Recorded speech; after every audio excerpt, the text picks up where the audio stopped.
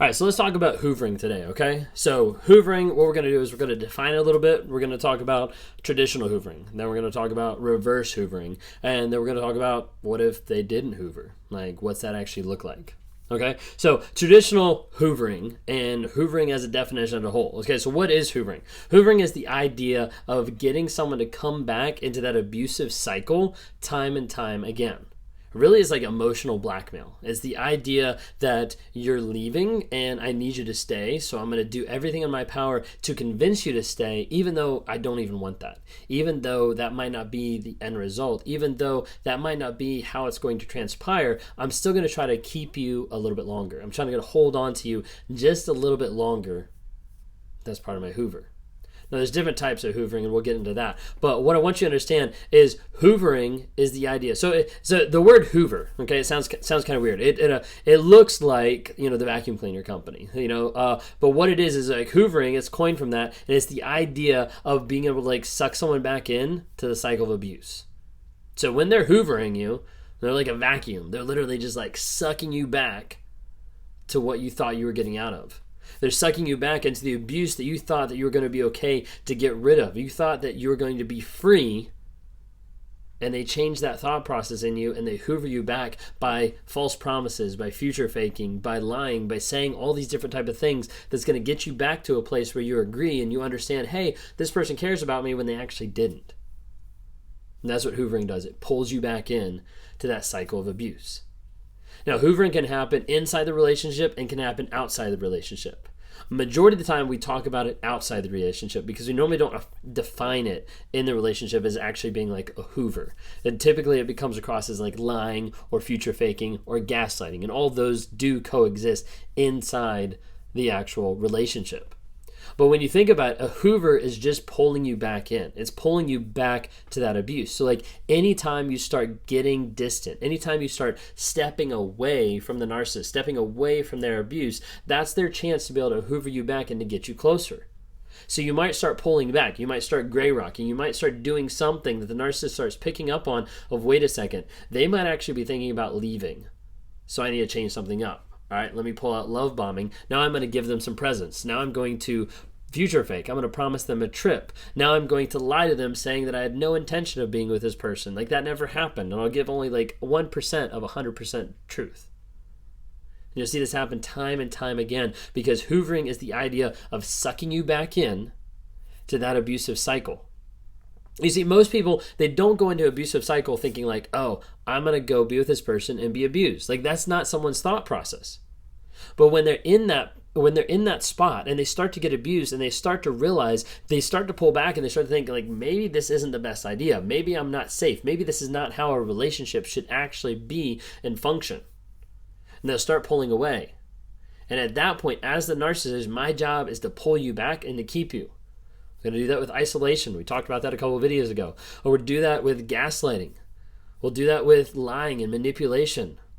A lot of times we'll do that with love bombing. We'll start giving you a lot more praise. We'll start giving you a lot more validation. We'll start giving you a lot more gifts, a lot more trips, a lot more things that we're going to do. We'll start future faking about what's going to happen, what's the future going to look like, how our kids are going to be, like how our friendship's going to be, how our business is going to be, whatever it might be. We'll keep that going.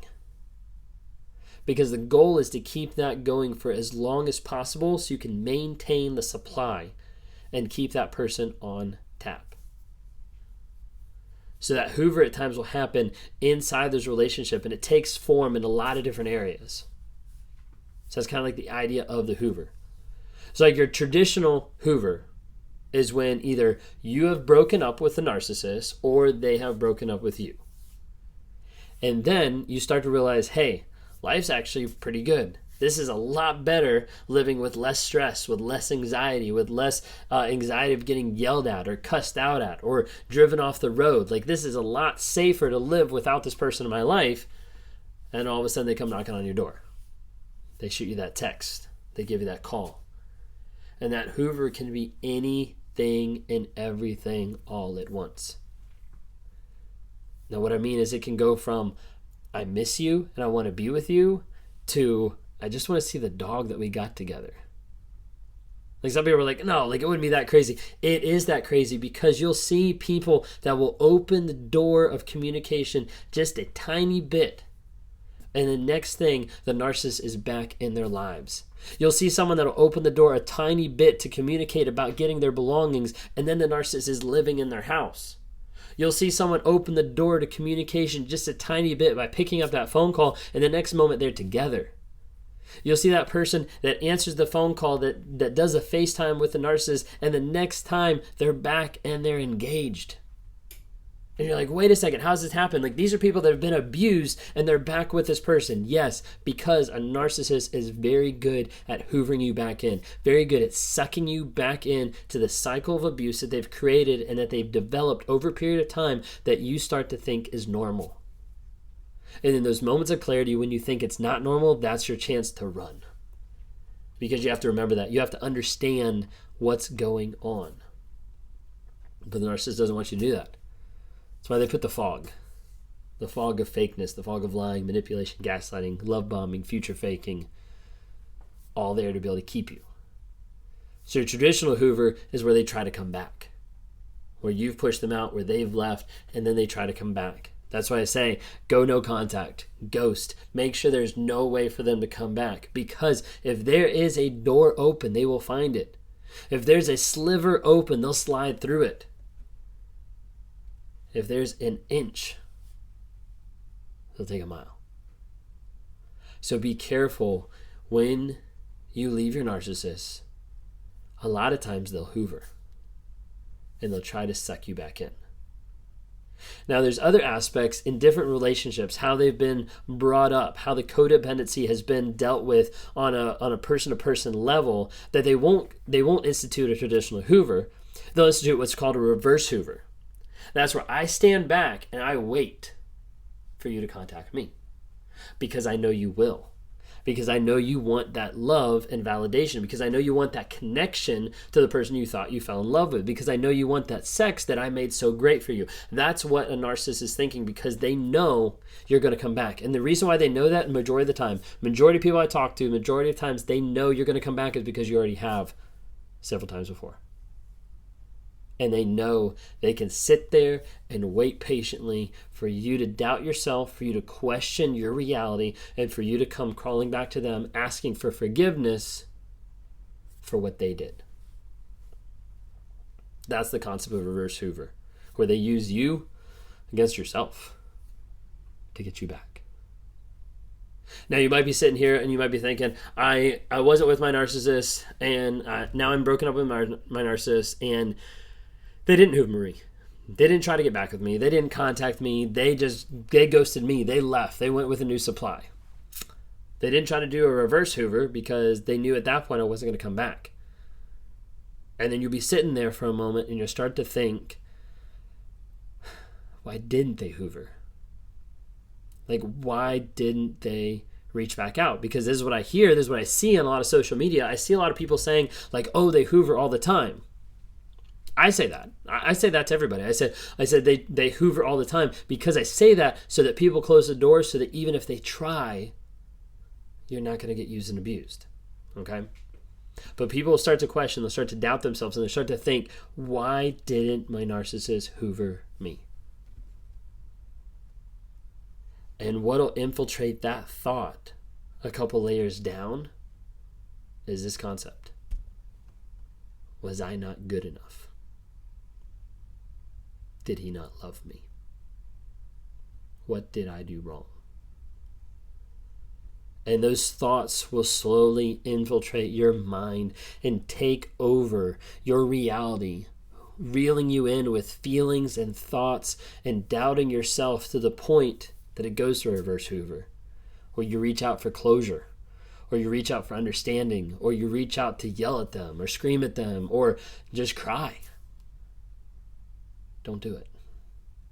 That's what they want. Narcissist wants a reaction. Narcissist, first of all, foremost, wants control. Control over everything, control over you. The second thing they want is if they can't control you, then they'll react. They'll make you react. That's still a form of control. They're controlling your reactions, your feelings, your emotions, your perceptions. They can control you, they don't control your actions. If you stop with the control, if you put them out, and you don't let them back in, you don't let them hoover, you don't let them reverse hoover, you don't go back to them, you've taken away that aspect of control. Stop letting the narcissist control you on a day-to-day basis by reacting to the abuse that they put you under. Instead, let's work to deal with that so that you can find a place of healing, growth, and change and be the best version of yourself on a day-to-day basis. This is what I do with people on a one-on-one basis in coaching sessions where I talk to them and we work to dive levels deep underneath the surface to figure out what is the story that you're telling yourself? What is the fable that you fabricated based on the lies that the narcissist has put on you? And as we find that, we get underneath the surface and we see what's actually going on with you and we say, hey, how does this match up to reality? And what are the facts that support the fable that we've just believed? And oftentimes people get to that moment and they start realizing in a moment of clarity that the story that they've been telling themselves, the story that's been put on them by the narcissist is completely false, completely fake, and based on a bed of lies. And when they start to shed light by looking at the truth, the facts of the situation, they start to clear the fog that's in their head and they start to understand truth and clarity and see a greater purpose in their life than just existing in that moment. It's hard. Sometimes I talk with people and I try to go through that process. It's not cookie cutter, it doesn't fit for everybody. But I try to go through that process or some form if we have to adjust or something like that. And there's some people that don't want that process. There's some people that would rather look at the narcissist, that would rather look at the situation than they would look inward and say, hey, what is actually going on inside me? What's the story that I'm telling myself? What's the fable that I'm believing? And as a result, they can't get out of that mindset. They're stuck. Now, I'm not trying to say that without empathy, and I'm not trying to say like, oh, like those people like don't matter. No, I'm trying to say like some people will come and they'll try to talk and all they want to understand is like, I don't understand why. And I get that. And it's hard for people to understand why from an empathetic standpoint of why a narcissist would do the things they do. I get that. But if all you do is dwell on that side, you'll never find healing. You'll never find growth in you. Because everything that's happened has brought you to this place to understand that you can do the work to change your life. But it takes work. It takes daily dedication to work on sacrificing those demons, those lies, those things that you believe, those fables every single day to get to a place of healing, growth, and change. And you can do it. And we try to do that with people on a day-to-day basis. If you're interested in talking one-on-one, would love to interact with you, go to my website, rawmotivations.com, click on one-on-one, grab a time, would love to sit down and talk with you one-on-one, deal with this, to work with the fable, to deal with the facts, to find the truth of the story, and to help you find healing, growth, and change. Would love to interact with you more about that.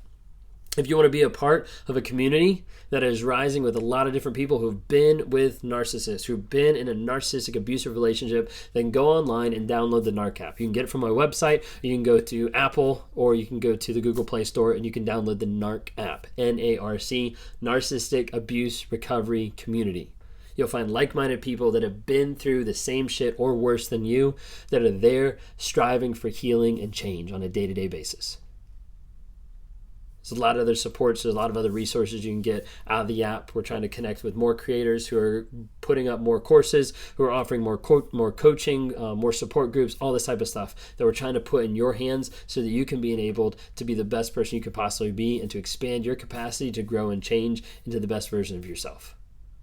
I hope you enjoyed what you watched here today. Please subscribe to my channel. Follow me on TikTok, Instagram, Facebook. Just show some love, give some support there. Would love to have you listen to some of the podcasts. We got Inspire, Motivate podcast that comes out every Friday right now. So just look up Raw Motivations. You can click down below and see Inspire, Motivate. Give it a like, give it a rating as we're trying to increase our awareness out there to people understand about narcissistic abuse. Awareness, growth, healing, and change. That's why I'm here. Thanks so much.